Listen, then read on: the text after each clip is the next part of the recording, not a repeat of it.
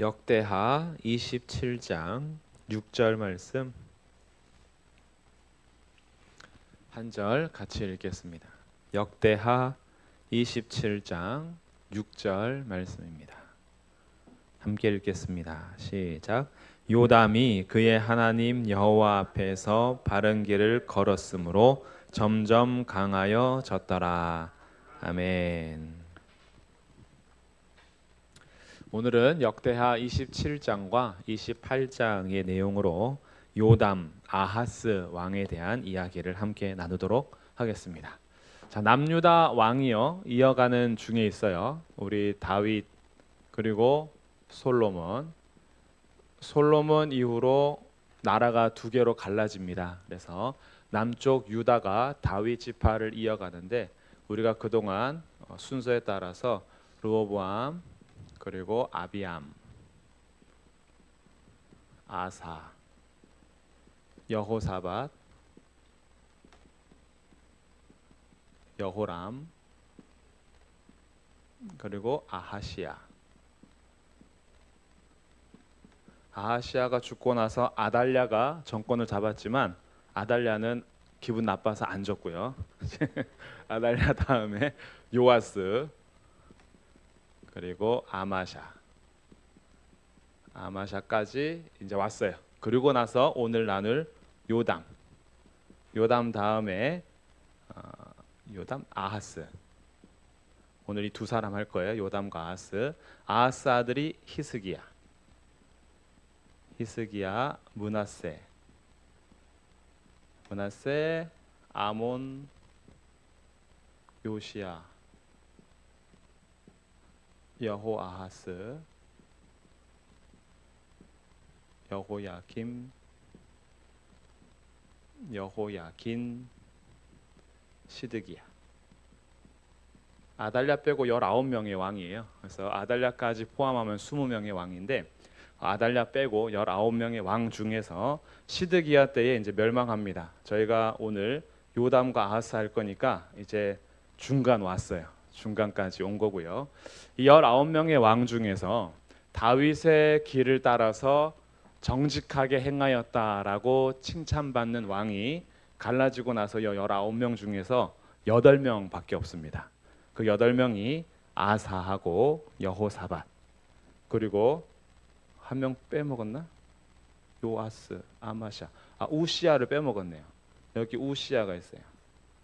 우시야, 요담 그리고 히스기야, 요시야. 하나, 둘, 셋, 넷, 다섯. 누가 2명이 빠졌지? 요아스, 아마샤. 여기도 선한 왕이에요. 이렇게 8명의 왕이 그래도 정직하게 행하였다라고 평가받는 왕입니다. 물론 그의 인생 전체를 봤을 때는 정직하게 행하였다가 말년에 또는 후반기에 마음을 바꾸는 사람도 있긴 하지만 그래도 정직하게 다윗의 길을 따라서 갔다라고 하는 왕들의 이야기가 8명이 있습니다. 이 8명 중에서 오늘 이제 요담하고 아하스 하게 되잖아요. 근데 한번 쭉 보니까요. 선한 왕이 연속으로 이렇게 이어지고 있어요. 그렇죠? 이 시대는 굉장히 강해지는 시기입니다. 아무래도 아달랴가 이때 여왕 아달랴가 다윗의 씨를 다 없애려고 계획을 했다가 요아스가 살아남잖아요. 이때부터 하나님께서 여호야다와 함께 하면서 괜찮게 붙잡아 주시고 아마샤 곁에도 선지자를 붙여주시고 우시야도 마지막 때에 힘이 강성해지자 교만해지긴 했지만 그래도 하나님 앞에서 서서 강성해지는 이런 시기입니다. 이런 시기에 오늘 요담까지 오게 될 텐데 요담도 하나님을 의지해서 강성한 시기가 되는데 아하스 때가 잘못됐어요. 아하스 때는 하나님을 배반하는 시기고요. 이 배반을 다시 개혁하는 사람이 히스기야입니다. 그럼 오늘은 이 두 사람 한번 살펴볼게요. 요담과 아하스. 먼저 요담의 이야기를 살펴볼 텐데 요담 27장 1절입니다. 요담이 왕위에 오를 때 나이가 25세 25살의 왕이 되었고요. 예루살렘에서 16년을 다스리게 됩니다. 요담의 평가를 보니까 2절에 요담이 그의 아버지 우시야의 모든 행위대로 여호와 보시기에 정직하게 행하였으나, 그렇죠? 정직하게 행했다라는 이런 평가가 있어요. 그러나 여호와의 성전에는 들어가지 않았고 백성은 여전히 부패했다. 이 그러나가 있다 보니까 여호와의 성전에는 들어가지 않았다라는 것이 뭔가 좀 잘못한 것처럼 보이긴 하지만, 그러나 이 문맥을 잘 봐야 돼요. 우시야가 마지막에 왜 잘못됐죠? 성전에서 뭐 하려 했죠? 우시야가 제사 드리려고 했죠.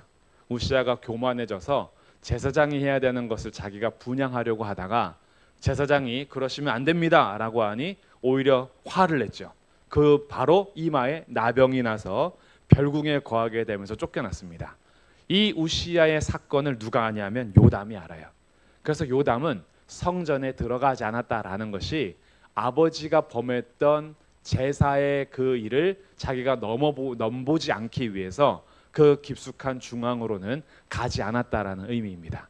그러니까 아버지의 잘못을 봐서 나는 저렇게 하면 안 되겠구나라고 배운 사람이 요담이에요. 그러나 그의 시기는 2절 끝에 보니까 백성은 여전히 부패했다라고 하는 걸 보니 요담이 아버지가 잘못한 것을 보면서 자기는 좀 똑바로 하려고 했지만 백성까지 개혁하는 일은 하지 못했다라는 이런 평가를 가지고 있어요. 그러나 요담이 이제 요담의 통치를 보니까요. 먼저 오늘은 첫 번째 요담을 볼 텐데, 요담이 한 일은 1. 건축을 했습니다. 건축은 우시야 때에도 힘이 강성해지면서 잘한 일인데 그의 건축을 자세히 보니까 3절에 그가 여호와의 전 윗문을 건설합니다. 먼저는 여호와의 전 윗문을 건설했다. 하나님의 성전에 관심이 있었다는 거죠. 그리고 두 번째 3절에 보니까 오벨 성벽을 많이 증축했다. 오벨 성벽. 그리고 세 번째 4절 유다 산중의 성읍들을 건축했다. 유다 산중 산지에 있는 건축을 잘했고요. 그리고 숲을 가운데에 견고한 진영들과 망대를 건축했다. 망대를 건설했습니다. 자, 이 부분은 어떤 부분이냐 하면 요담이 아버지를 이어서 건축을 잘해 가는데 여호와의 전에 대해서 관심을 가지고 있었다라는 얘기고요. 오벨 성벽과 유다 산지 건축, 이 숲을 사이에 이런 것들 망대를 건축했다라는 것은 적군이 침입할 수 있는 약한 부분들을 돌봤다라는 뜻이에요. 그가 다른 사람들이, 다른 국가가 우리나라를 쳐들어올 때에 이쪽 부분이 좀 연약하다라고 이 국가를 잘 보살폈다는 뜻입니다. 그래서 국가를 잘 보살펴서 약한 부분을 건축했다. 이거 잘한 거예요. 두 번째 5절 암몬 자손의 왕과 더불어 싸워 그들을 이겼더니 그 해에 암몬 자손이 은 100달란트와 밀 반 고루와 보르 만 고르를 바쳤고 제2년과 제3년에도 암몬 자손이 그와 같이 바쳤더라. 암몬하고의 전쟁에서 승리를 했습니다. 전쟁 승리를 통해서 보급을 많이 받죠. 그들이 조공을 많이 바쳤습니다.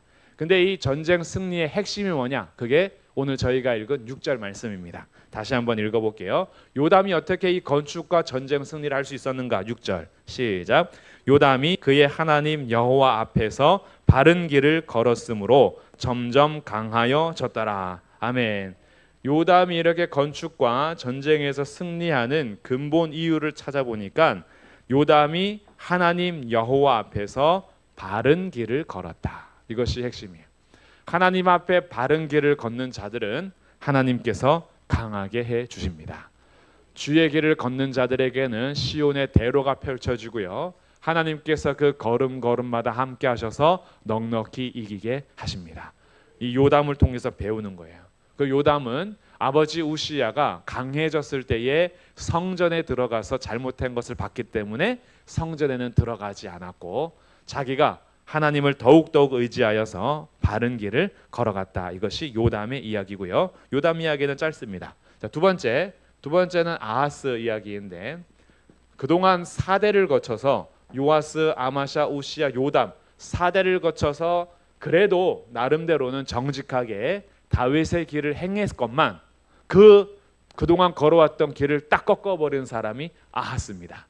하나님을 배반하는 사람인데, 자 28장 1절 아하스 이야기예요. 아하스가 왕위에 오를 때 나이 20살입니다. 20세에 예루살렘에서 16년 동안 다스렸는데 그의 평가입니다. 그의 조상 다윗과 같이 아니하여 여호와 보시기에 정직하게 행하지 않고, 갑자기 끊어졌죠. 잘 지내오다가 끊어졌어요. 그리고 나서 2절 이스라엘 왕들의 길로 행했다. 다윗의 길로 행해야 되는데 북쪽 왕국을 따라갔다는 거예요. 이스라엘 왕들의 길로 행하여서 뭐 했느냐? 바알들의 우상을 부어 만들었다. 3절에 보니까 흰놈의 아들 골짜기에서 분향했다. 이 흰놈의 아들 골짜기에서 분향하는 건 뭐냐면요, 자녀를 불태워서 우상에게 바치는 거예요. 그렇게 해서 자기 잘 되게 해달라고 인신 제사를 드린 거죠. 그렇게 해서 하나님 그 신들 우상을 섬기면서 그렇게 했는데 3절에 흰놈의 아들 골짜기에서 분향하고 여호와께서 이스라엘 자손 앞에서 쫓아내신 이방 사람들의 가증한 일을 본받아 그의 자녀들을 불사르고, 그리고 4절 또 산당과 작은 산 위와 모든 푸른 나무 아래에서 제사를 드리며 분향했다. 자, 아하스가 한 일은요, 하나님을 배반하는 일을 했습니다. 하나님을 배반하는 일이 구체적으로 보니까 이스라엘의 길로 행하였대요. 이스라엘의 길은 하나님을 떠나서 우상을 숭배하는 길인데 이제 바알을 섬기죠. 바알의 우상들을 섬기고, 그리고 흰놈의 골짜기에서 자녀들을 불살라 버리고요. 그리고 산당들과 모든 산 위에서 산당 제사, 하나님을 제사하는 것이 아니라 각각 마을마다 그리고 골짜기마다 산마다 당을 세워두고 예루살렘 성전에서의 예배가 아니라 다른 제사들을 드리는데 그렇게 나아갔던 사람이 아하스입니다. 그러니 완전히 잘못했죠. 다윗의 길을 가지 않고 다시 성전을 무너뜨리는 역할을 한 사람이 아하스입니다. 하나님께서 가만히 안 계시죠. 하나님 가만히 안 계십니다. 안 계시셔서 어떻게 하셨느냐? 5절. 먼저 첫 번째 하나님의 징계가 나오는데, 이제 징계입니다. 첫 번째 징계는 아람 왕을 들어서 사용합니다. 5절에 그러므로 그의 하나님 여호와께서 그를 아람 왕의 손에 넘기셨다. 그래서 아람 왕을 통해서 징계를 하십니다. 그들이 쳐서 심히 많은 무리를 사로잡아 다메섹으로 끌고 갔어요. 그리고 두 번째 또 이스라엘을 들어 사용합니다. 북쪽 이스라엘 왕이 쳐들어와서 그들을 쳐서 5절 세 번째 줄 또 이스라엘 왕의 손에 넘기심에 그가 쳐서 크게 살육하였으니 왜냐하면 그의 조상들의 하나님 여호와를 버렸습니다. 하나님을 버리고 우상을 섬기니까 하나님께서 징계하셔서 아람 왕과 이스라엘 왕을 들어 살육하게 하시고 포로로 잡아가게 하셨습니다. 그래서 르말라의 아들 베가가 유다에서 하루 동안 용사 12만 명을 죽였대요. 어마어마한 숫자죠. 그러니까 르말라의 아들 베가는요, 북쪽 이스라엘의 왕이거든요. 그 베가가 와서 그렇게 12만 명이나 죽이고, 7절 에브라임 용사 시그리는 왕의 아들 마세아와 국내 대신 아스리감과 총리 대신 엘가나를 죽였다. 궁전의 중요한 인물들을 죽였다라는 거예요. 그렇게 해서 북쪽 이스라엘이 이들을 쳐들어와서 이런 징계를 받게 되었습니다. 그러고 나서 좀 특이한 본문이 하나 등장하는데 그게 8절부터 15절까지 본문이에요. 이 본문은 유다 왕하고의 본문이 아니라 이스라엘에게 하는 말입니다. 선지자 오데시라는 사람이 등장하는데 북이스라엘 사람들이 유다를 쳐서 12만 명을 죽이고 그리고 포로로 잡아가고 탈취해서 물건들을 많이 탈취해서 이스라엘로 지금 돌아가는 중에 있어요. 이게 돌아가고 있는데 그때의 8절 이스라엘 자손이 그들의 형제 중에서 그들의 아내와 자녀를 합하여 20만 명을 사로잡고 포로가 20만 명 그들의 재물을 많이 노략하여 사마리아 이스라엘 수도로 가져가니 그곳에 여호와의 선지자가 있는데 이름은 오데시입니다. 오데시라는 선지자가 사마리아 유다로 돌아오는 군대를 영접하고 그들에게 하나님의 메시지를 전합니다. 뭐라고 전하느냐? 너희 조상의 하나님 여호와께서 유다에게 진노하셔서 너희 손에 넘기신 거다. 하나님께서 지금 징계하기 위해서 이스라엘의 손에 유다를 넘겼대요. 이것을 지금 가르쳐 주는데, 그런데 9절 끝에 너희의 노기가 충천하여 살육하고, 하나님께서 넘기신 건 사실이지만 너네가 도를 넘었다는 거예요. 도를 넘었다. 노기가 가득해가지고 지금 분수에 지나쳐 버린 거예요. 징계로만 사용하려고 했는데 아주 기회를 잡아가지고 막 12만 명을 죽이고 20만 명 잡아오고 물건들을 다 노략해서 오니까 너네들 선을 넘었다. 아무리 너희가 전쟁을 해서 이겨도 서로 형제인데 형제는 포로 삼지 않는 것이고, 전쟁을 하더라도 형제의 물건을 싹쓸이해 오는 거, 이거는 너희들 잘못하는 거야 라고 가르쳐 주는 거예요. 그래서 10절에 보니까 이제 너희가 또 유다와 예루살렘 백성들을 압제하여 노예로 삼고자 생각하는도다. 그러나 너희는 너희의 하나님 여호와께 범죄함이 없느냐. 너희들도 죄를 묻는다면 그럼 난 너희들도 넘길 수 있어. 이렇게 포로까지 잡아오고 이러는 것은 너희들 도를 지나친 거고 선을 넘은 거다. 그러니 11절 너희는 내 말을 듣고 너희의 형제들 중에서 사로잡아온 포로들은 돌아가게 해라. 그래야 여호와의 진노가 너희에게 임박했는데 하나님께서 진노를 그치실 거야 라고 선지자 오뎃이 말합니다. 그러자 이 말을 듣고 12절에 에브라임 자손 우두머리 사람들이요 그 이야기를 받아들입니다. 선지자를 통해서 주신 말씀을 받아들이고 우리가 잘못했으니까 이 전쟁에서 돌아오는 사람들에게 우리 포로는 돌려보내자. 그리고 훔쳐온 것, 탈취한 것도 다 돌려보내자라고 순종해서 그들을 돌려보내고 15절 끝에 사마리아로 돌아갔더라가 이 8절부터 15절까지의 이야기예요. 그러니까 이 이야기는 지금 유다 왕하고는 어찌 보면 상관없는 이야기이죠. 그런데 이 이야기가 이스라엘이 하나님께서 유다를 이스라엘 손에 넘기셔서 이긴 이후의 이야기인데, 하나님의 징계 속에서도 하나님의 은혜가 있는 장면입니다. 하나님이 징계하셔서 이스라엘 손에 유다를 넘기긴 했으나 포로로 잡혀간 아내들, 자녀들, 어린이들, 그들은 하나님께서 돌려보내게 해주세요. 그래서 어떻게 해요? 유다를 완전히 멸망시키지는 않으십니다. 징계를 통해서 이들을 치기는 했지만 이스라엘에게 말씀하셔서 돌려보내게 하시는 것은 하나님께서 유다를 보존해 가시는 은혜인 거죠. 징계 중에도 긍휼히 여겨주시는 하나님이시고, 또 하나 유다가 이스라엘보다 더 정직한 나라였어요. 근데 지금은 아하스는 오히려 하나님을 버렸고 하나님을 버린 이스라엘은 선지자의 말을 순종하고 있어요. 이 좀 역설적인 상황인 거죠. 그러니 이런 이야기들이 다시 전해지면서 이스라엘이 가야 할 길이 어디냐? 다시 돌이켜서 순종의 길을 가야 하는 거예요. 징계의 이유는 멸망이 아니라 회개하고 돌아오라는데 하나님의 의도가 있습니다. 그럼 이제 이 정도 징계를 받았으면 아하스가 정신 차리면 얼마나 좋아요. 정신을 차렸을까요? 못 차렸을까요? 잘 아시네요. 정신을 못 차립니다. 자, 16절에 정신 못 차리는 아하스를 계속 보겠습니다. 자, 16절 그때에 아하스 왕이 아수르 왕에게 사람을 보내어 도와주기를 구했습니다. 왜냐하면 에돔 사람들이 와서 유다를 치고 백성을 사로잡아 갔고요. 블레셋 사람들도 유다 평지와 남방 성읍들을 침노해서 마을들을 공격하고 점령했어요. 에돔과 블레셋 사람들이 친 거예요.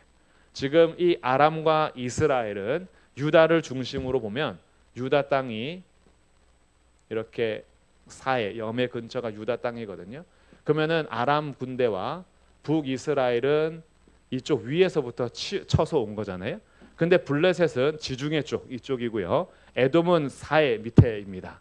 그러니 이 아래쪽 남쪽하고 서쪽에서도 지금 공격이 들어온 거예요.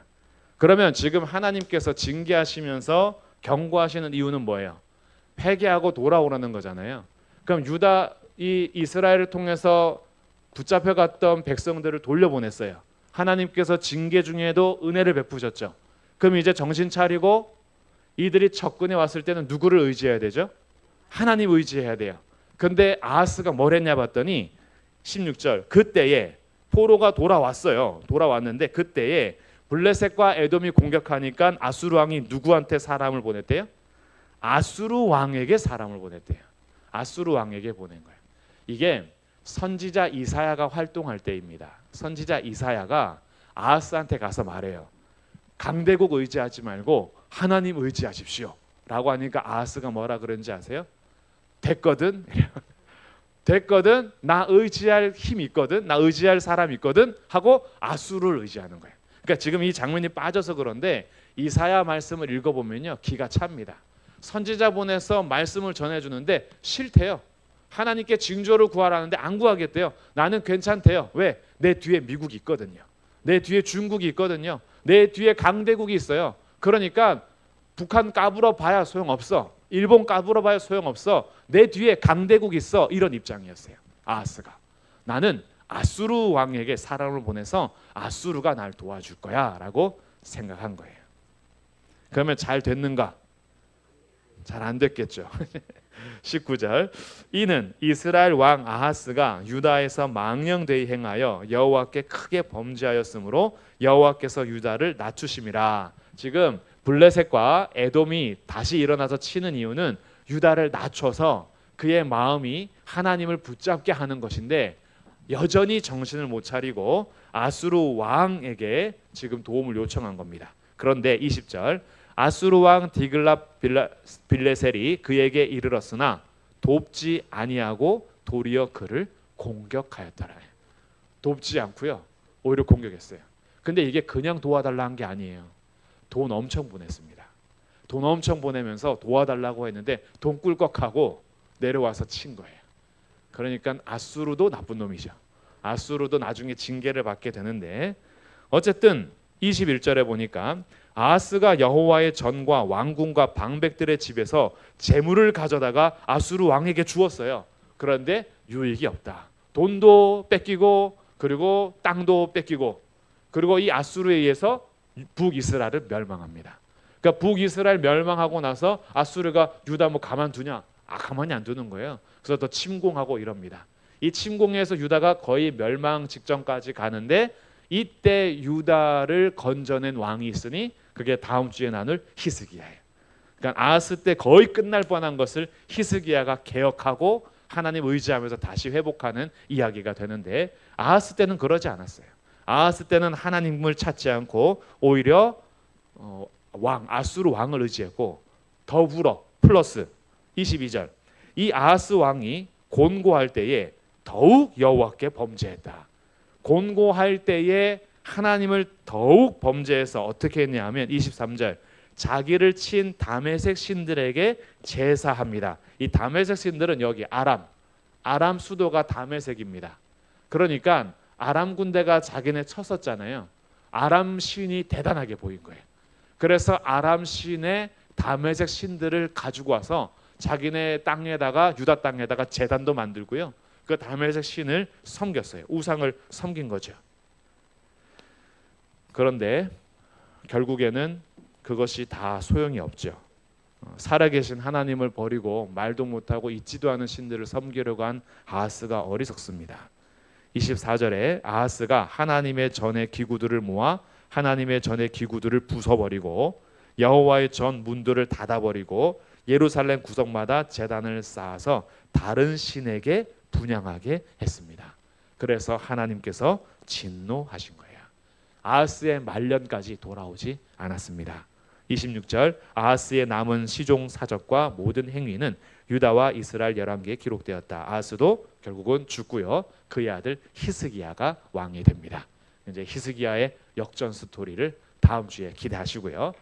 오늘은 요담과 아하스 이야기를 통해서 우리가 어떤 교훈을 얻을 수 있는가? 먼저 첫 번째, 이 건축에 대해서 한번 생각해 보면서 우리의 삶에 적용하고 싶은 것은 요담이 건축할 때의 관심이 자기 성읍에 자기 궁전에 있지 않았어요. 요담의 관심은 첫 번째는 하나님의 전이었습니다. 하나님의 전에 관심을 갖는다라는 것은 하나님 중심으로 살려고 애썼다는 뜻이에요. 요담은 다윗의 길을 행하여 정직하게 걸어간 왕이고요. 바른 길을 가면서 강하게 된 왕입니다. 이것은 우리가 본받아야 돼요. 우리들의 인생을 살아가면서 하나님의 전에 대해 관심을 갖는다라는 것은 먼저는 교회로도 바로 생각될 수 있지만 나의 삶도 한번 돌아봐야 돼요. 나의 삶이 하나님께서 지으신 성전으로서 예배의 제단과 하나님 앞에 기도해야 되는 나의 삶이 혹시 윗문이 무너져 있다면 그 윗문을 건축하는 지금 모습인 거예요. 내 삶에서 여호와의 성전으로서 보수 공사가 필요하다. 그럼 나를 하나님의 성전답게 가꾸어가는 일에 관심을 두라는 얘기죠. 우리가 이 세상을 살아가면서 내가 하나님의 백성이요, 내가 하나님께서 지으신 교회요, 내가 하나님을 예배해야 되는 성전이요, 하나님의 이름을 불러야 되는 하나님의 자녀로서 내가 혹시 요즘에 조금 무너진 것이 있다면 다시 회복하는 것이 성전 건축이고요. 더불어서 우리 공동체가 성전으로 지어져 가는 곳이니까 우리의 관심을 교회에다가 두는 것은 바른 길을 걸어가면서 잘 되는 길입니다. 그래서 우리가 관심을 가지고 서로를 돌보는 것, 이런 것은요 주님께서 기뻐하시는 일이에요. 그래서 나를 먼저 돌봐라. 하나님 백성으로서 잘 살고 있는지 나를 돌보면서 건축하고 우리 공동체를 돌아보면서 우리가 서로 돌아보아 권하고 또 서로 기도하고 하는 일들이 여호와의 전을 세워가는 일이라면, 오벨 성벽을 건축하고 유다 산지 건축하고 망대를 건축하는 일은 약한 부분을 건축해서 적군이 침략하지 못하도록 하는 일인데, 우리의 삶에도 약한 부분들이 있습니다. 늘 넘어지는 부분들이요. 그 늘 넘어지는 부분이 때로는 돈 때문에 늘 넘어질 수 있어요. 하나님의 말씀을 받기는 받지만 재리의 염려나 유혹들이 너무 커서 넘어질 수가 있죠. 어떤 경우에는 환난이 넘어짐이 될 수도 있어요. 말씀을 지키려고 할 때 조금만 고난이 와도 넘어질 수 있어요. 그럼 그 고난이 내가 다시 건축하면서 증축해야 되는 나의 그 부분이고, 어떤 부분은 게으름 때문에 게을러서 자꾸 미뤄요. 제가 주유소 가다가 이렇게 세차 광고를 하나 봤는데, 오늘 할 세차를 내일로 미루지 말라. 이런 세차장 문구가 있었어요. 오늘 할 일을 자꾸 미뤄요. 주님의 일을 할 때에도 오늘 해야 할 일을 자꾸 미룬다. 이 게으름이 계속 반복되면 회복이 안 되는 거죠. 그래서 내가 자꾸 넘어지는 게 자꾸 미루는, 내 신앙의 상태나 이런 것을 미루는 것이라면 그것도 내가 돌아봐야 될 약점이 되고, 어떤 부분은 또 이성이나 사람의 관계에 대해서 넘어지는 사람들도 있겠죠. 어떤 사람은 명예욕, 내 이름이 높아지길 바라면서 권력욕, 이런 것들이 나의 삶에서 약점이 되면 사탄은요 그 약한 부분을 틈타고 와서 공격합니다. 우리 강한 부분은 안 건드리죠. 강한 부분 건드려봐야 자기가 질 게 뻔하니까 우리의 약점을 공격합니다. 그래서 유다 산지의 이 부분들이 다 약한 부분들이었어요. 예루살렘 성벽에서 약한 부분들을 요담이 잘 봐서 건축을 한 겁니다. 이처럼 우리들도 내 약점을 잘 알아야 돼요. 내가 왜 자꾸 넘어지는지, 어떤 면에서 자꾸 넘어지는지, 어떤 부분에서 내가 잘 회복이 안 되는지를 파악해서, 아, 내가 요즘에 너무 돈 때문에 넘어지는구나. 아, 내가 요즘에 너무 명예 때문에 넘어지는구나. 아, 내가 요즘에 너무 권력욕이 있어서 자꾸 넘어지는구나. 다른 사람보다 자꾸 더 높아지려고 하는 마음 같은 거. 내가 요즘에 하나님보다 사람이 자꾸 더 신경 쓰여서 하나님 앞에 엎드려야 되는데 자꾸 사람 관계 때문에 무너지는구나. 뭐 이런 여러 부분들이 있죠. 이런 부분들을 내가 파악해서 게으름이면 조금 더 부지런하게, 내가 너무 물질을 의존하고 있었다면 하나님 앞에 맡기는 이런 부분들을 통해서 나의 약함을 건축해가는 그 일들을 하면요, 우리들도 견고하게 지어지되, 우리의 이 승리는 다 어디에 있냐면 여호와께서 명하신 바른 길을 걸어갈 때에 하나님께서 요담을 강하게 하신 것처럼 우리가 주의 길을 걸어가겠습니다라고 결단하고 결심하면요, 주님이 우리를 도와주십니다. 하나님의 뜻대로 살고자 하는 자들은요, 성령께서 도와주십니다. 내 부분은 연약하기 때문에 늘 포기할 때가 있거든요. 에이, 결심하면 뭐해? 말씀 들으면 뭐해? 기도하면 뭐해? 어차피 내 삶은 변하지 않던데? 라고 우리의 자꾸 패배감에 사로잡힐 때가 있는데, 오늘 몇 번 넘어졌더라도 다시 말씀을 듣고 힘입어서 하나님, 다시 이 길을 걸어가겠습니다 라고 바른 길을 걸어가려고 결단하면 주님이 우리를 도와주셔서 강하게 해 주십니다. 그래서 우리의 삶의 전쟁에서 승리하기를 주님의 이름으로 축복합니다. 아하스를 통해서 배우는 교훈은요, 우리는 하나님을 배반하는 길을 가지 않기를 간절히 바라야겠죠. 하나님 배반하는 길은 결국 패망입니다. 절대 잘 되지 않습니다. 하나님 의지하는 것을 버려버리는 것은 절대 우리에게 승리를 줄 수가 없는데, 특별히 하나님을 배반하지 않고 우리가 해야 할 일은 무엇이냐 하면, 강대국이나 눈에 보이는 힘을 의지하지 말고 하나님을 의지하는 거예요. 하나님을 찾는 겁니다. 어떤 일이 있을 때 하나님 앞에 기도하는 것이 우리가 해야 할 일인 거죠. 그래서 22절에 다시 보시면 28장 22절에 아하스 왕이 곤고할 때에 더욱 여호와께 범죄해서 다른 신을 제사했는데, 우리들은요 곤고한 일을 만날 때 어떻게 해야 될까요? 더욱 여호와를 의지해야 됩니다. 우리는 힘들고 어려울 때마다 더욱 하나님 앞에 기도해야 됩니다. 힘들다고 포기하는 것이 아니라, 문제가 생겼다고 넘어지고 그곳에서 주저앉아 있는 것이 아니라, 곤고하고 문제가 생길 때 더욱 하나님을 의지하시기를 축복합니다. 그러면 하나님께서 그 곤고한 것을 통해서 오히려 우리의 삶을 이끌어 주시는 거예요. 참 이상하죠. 요즘 현대인들은요 곤고해도 하나님 잘 안 찾습니다. 다른 것 많이 찾아요. 곤고해도 다른 것으로 극복해 가려고 해요. 우리의 삶에 뭔가 문제가 조금씩 발생하면 그 문제를 가지고 하나님 앞에 기도하면 좋겠는데, 그 문제를 하나님 앞에 기도하는 건 빼고 다른 건 다 하려고 그래요. 기도는 안 하는데 다른 거 엄청 해요. 다른 거 조사합니다. 이것을 해결할 수 있는 방법들, 다른 거 조사해서 열심히 찾아내서 방법은 찾는데, 하나님 앞에 기도하는 건 항상 잘 안 하려고 하는 것이 우리의 모습일 수가 있어요. 그러나 다른 것들 하는 게 문제는 꼭 문제라고 할 수는 없지만, 하나님을 찾지 않는 건 문제가 됩니다. 공고할 때에 하나님을 의지하십시오. 우리에게 문제가 생길 때에 오히려 그 문제를 가지고 하나님 앞에 나오십시오. 그리고 우리의 연약한 부분들, 나의 곤고함들, 나의 문제들, 어려움을 다른 것 의지하지 않고 하나님을 의지하며 나아갈 때에 주님께서는 오히려 그 고난을 통하여 우리의 믿음을 성숙시켜 주실 것입니다. 그 문제 때문에 오히려 하나님을 더 찾게 되면서 우리의 믿음이 더 강하여질 것입니다. 문제 만나기 전에는 흔들림이 많았는데, 그 문제 때문에 하나님 앞에 기도하면서 애쓰다 보니까 내가 이제 어떤 부분에 있어서도 잘 흔들리지 않는 하나님과의 신뢰관계가 깊어지는 거죠. 그러면서 우리를 성숙시켜 갑니다. 그래서 우리가 때로는 고난을 만날 때 주님 나한테 왜 이러세요? 라고 서운한 마음이 들 때도 있고, 하나님 왜 이렇게 맨날 힘듭니까? 라고 따지고 싶을 때도 우리의 마음이 생길 수 있지만, 그 마음을 가지고 와서 하나님 앞에 의지하고 주님 도와주세요 라고 하면 우리가 문제를 만나기 전보다 더욱 견고하게 서게 될 것을 우리가 믿고, 하나님이 우리를 도와주시니 모든 문제를 가지고 하나님 앞에 나와서 주의 말씀에 귀를 기울이고 하나님만을 의지하면서 기도하는 그런 믿음의 삶이 되시기를 주님의 이름으로 축복합니다. 아멘. 이 시간 우리 말씀 생각하며 같이 한번 기도하면 좋겠습니다. 오늘 내가 건축해야 될 부분은 무엇인지, 하나님 저의 삶에 이런 부분이 좀 연약합니다.